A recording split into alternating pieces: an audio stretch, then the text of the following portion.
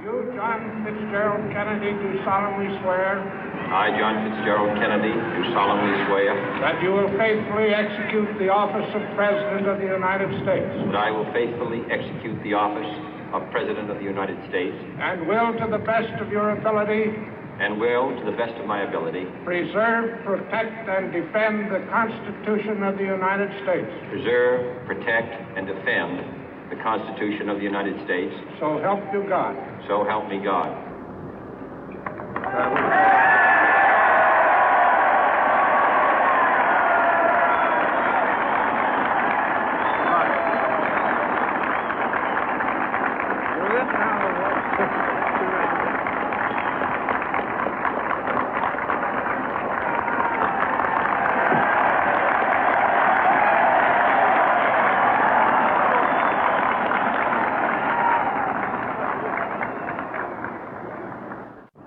Vice President Johnson, Mr. Speaker, Mr. Chief Justice, President Eisenhower, Vice President Nixon, President Truman, Reverend clergy, fellow citizens. We observe today not a victory of party, but a celebration of freedom, symbolizing an end as well as a beginning, signifying renewal as well as change. For I have sworn before you and Almighty God the same solemn oath our forebears prescribed nearly a century and 3/4 ago.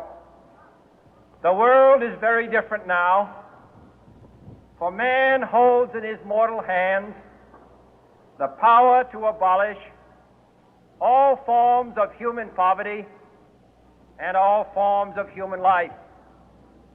And yet the same revolutionary beliefs for which our forebears fought are still at issue around the globe. The belief that the rights of man come not from the generosity of the state, but from the hand of God. We dare not forget today that we are the heirs of that first revolution.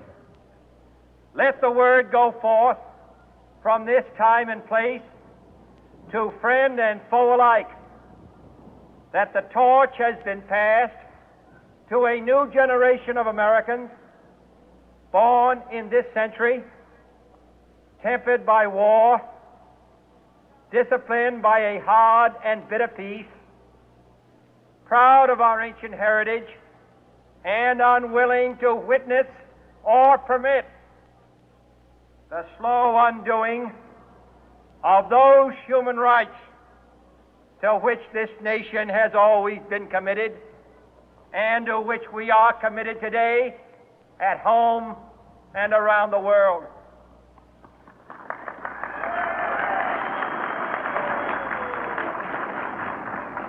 Let every nation know, whether it wishes us well or ill, that we shall pay any price, bear any burden, meet any hardship, support any friend, oppose any foe to assure the survival and the success of liberty.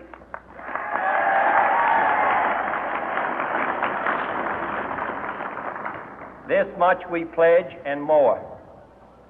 To those old allies whose cultural and spiritual origins we share, we pledge the loyalty of faithful friends.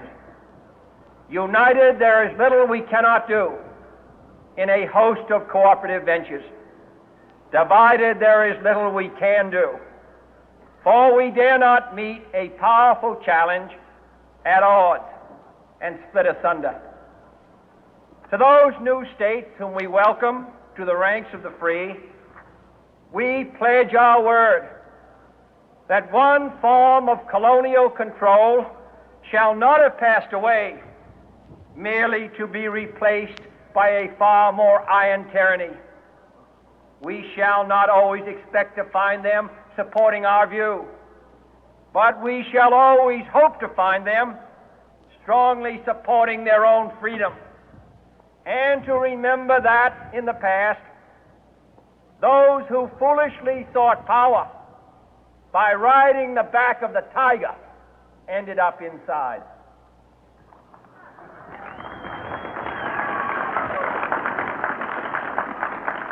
To those people in the huts and villages of half the globe struggling to break the bonds of mass misery, we pledge our best efforts to help them help themselves for whatever period is required, not because the communists may be doing it, not because we seek their votes, but because it is right. If a free society cannot help the many who are poor, it cannot save the few who are rich.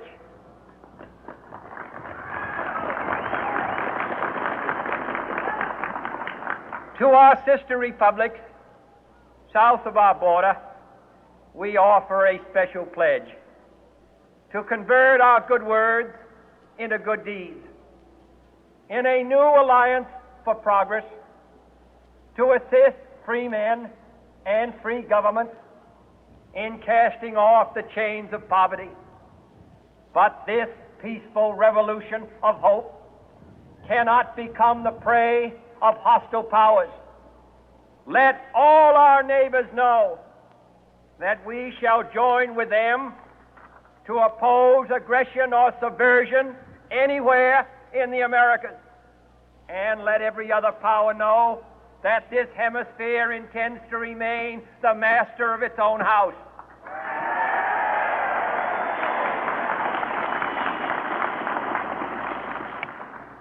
To that World Assembly of Sovereign States, the United Nations, our last best hope, in an age where the instruments of war have far outpaced the instruments of peace, we renew our pledge of support to prevent it from becoming merely a forum for invective, to strengthen its shield of the new and the weak, and to enlarge the area in which its writ may run.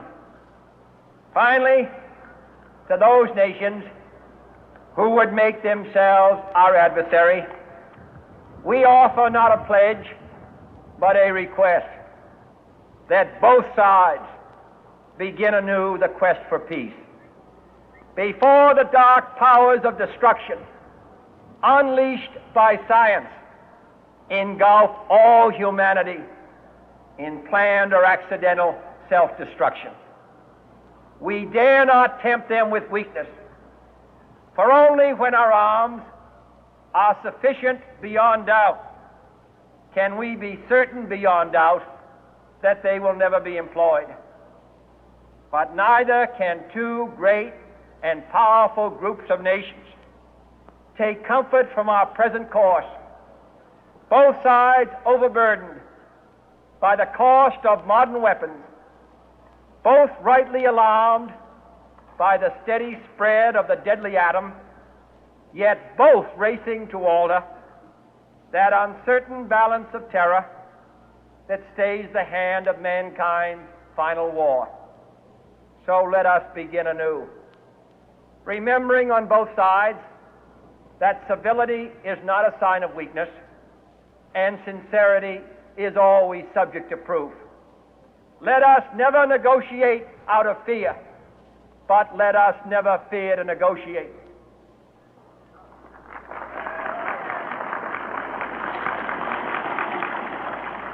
Let both sides explore what problems unite us, instead of belaboring those problems which divide us.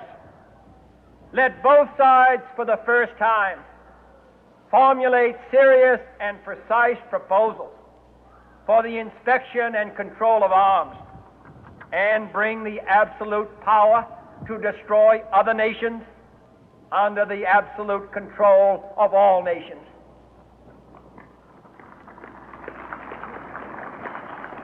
Let both sides seek to invoke the wonders of science instead of its terrors. Together, let us explore the stars, conquer the deserts, eradicate disease, tap the ocean depth, and encourage the arts and commerce. Let both sides unite to heed in all corners of the earth the command of Isaiah to undo the heavy burden and let the oppressed go free. And if a beachhead of cooperation may push back the jungle of suspicion, let both sides join in creating a new endeavor, not a new balance of power, but a new world of law, where the strong are just and the weak secure and the peace preserved. All this will not be finished in the first 100 days, nor will it be finished in the first 1,000 days, nor in the life of this administration, nor even perhaps in our lifetime on this planet. But let us begin.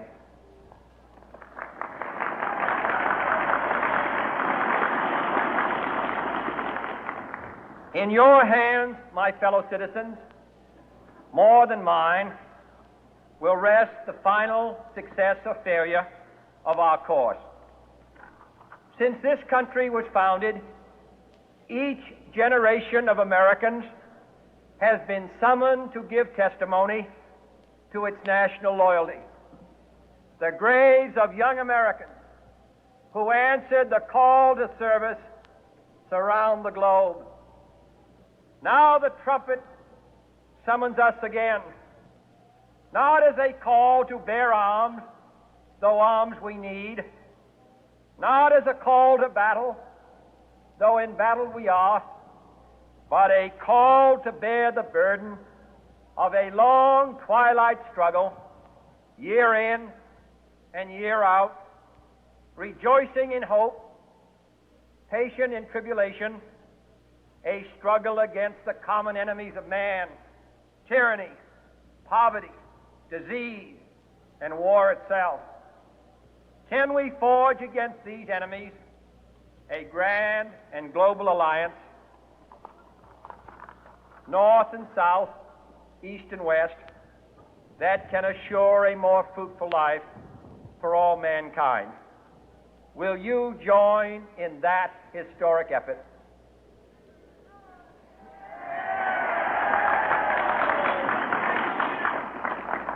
In the long history of the world, only a few generations have been granted the role of defending freedom in its hour of maximum danger.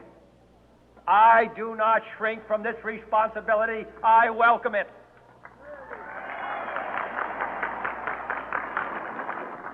I do not believe that any of us would exchange places with any other people or any other generation. The energy, the faith, the devotion which we bring to this endeavor will light our country and all who serve it. And the glow from that fire can truly light the world. And so, my fellow Americans, ask not what your country can do for you, ask what you can do for your country.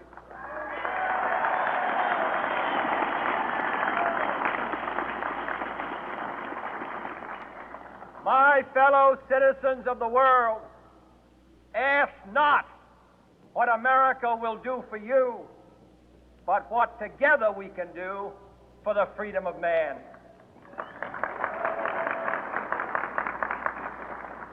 Finally, whether you are citizens of America or citizens of the world, ask of us here the same high standards of strength and sacrifice which we ask of you. With a good conscience, our only sure reward, with history the final judge of our deeds, let us go forth to lead the land we love, asking His blessing and His help, but knowing that here on earth God's work must truly be our own.